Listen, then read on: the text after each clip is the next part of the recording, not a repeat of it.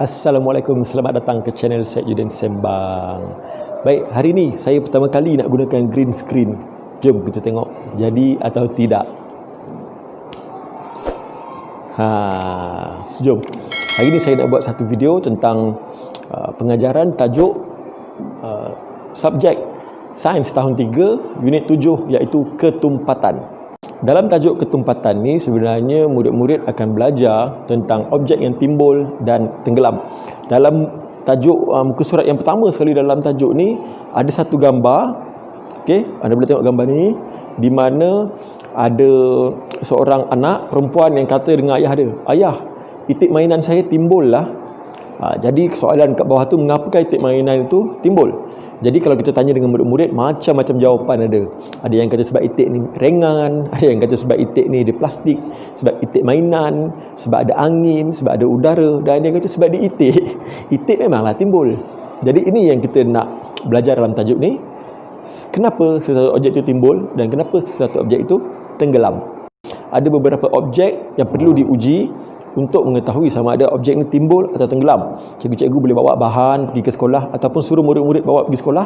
Kita buat secondary activity. Sediakan satu bekas air. Kita masukkan satu-satu. Dan boleh tengok pada sebelah sini antara bahan yang telah saya cuba dan apakah keputusannya. Antara bahan yang kita perlu uji adalah duit shilling. Kita tengok sama adakah duit shilling timbul atau tenggelam.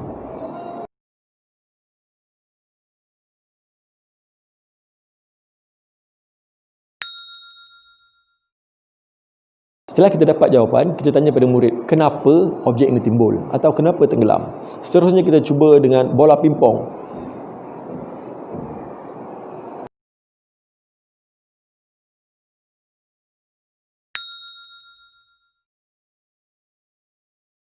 Wah, ternyata bola pimpong adalah objek timbul. Seterusnya kita boleh cuba dengan sabun.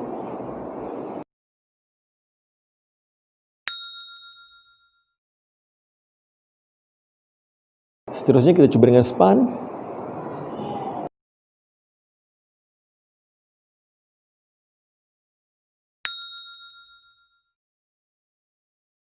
Dan kita boleh suruh ataupun cuba dengan beberapa bahan lain yang tidak ada dalam buku, yang mana murid sendiri rasa nak cuba, dan murid akan mengelaskan sama ada objek ini timbul atau tenggelam dalam satu jadual. Seterusnya masuk kepada subtopik ketumpatan. Unit tajuk ketumpatan iaitu ada satu gambar di mana dua orang murid perempuan sedang melihat dalam akuarium di mana span timbul dan sabun tenggelam. Di mana dia menyatakan yang span timbul kerana span mempunyai rongga udara, di manakala sabun pula tak ada rongga udara. Dia menyatakan kerana itulah sabun tenggelam dan span timbul. Manakala penerangan yang lebih tepat adalah objek yang kurang tumpat akan timbul di permukaan air, manakala objek yang lebih tumpat akan tenggelam di dalam air. Ini bermakna span adalah objek kurang tumpat dan sabun adalah objek lebih tumpat. Selain daripada itu, kita boleh cuba juga dengan beberapa bahan-bahan lain yang telah saya sediakan. Anda boleh saksikan di sini. Ini adalah beberapa bahan yang saya telah cuba. Anda boleh cuba bersama murid-murid ataupun murid-murid boleh cuba sendiri di rumah.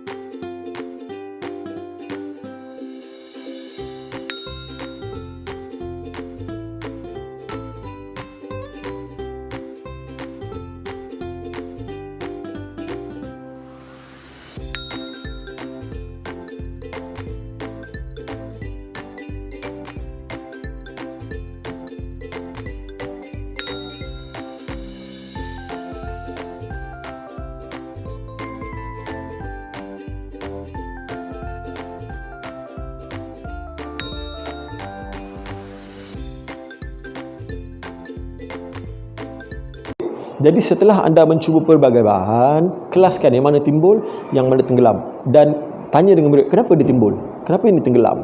Jadi murid akan memberikan jawapan. Jawapan pelbagai. Masih ada yang kata yang tenggelam ni berat, yang tenggelam ni besi, yang timbul ni ringan. Kerana yang timbul tu adalah dia kurang tumpat daripada air, dan yang tenggelam tu adalah dia lebih tumpat daripada air.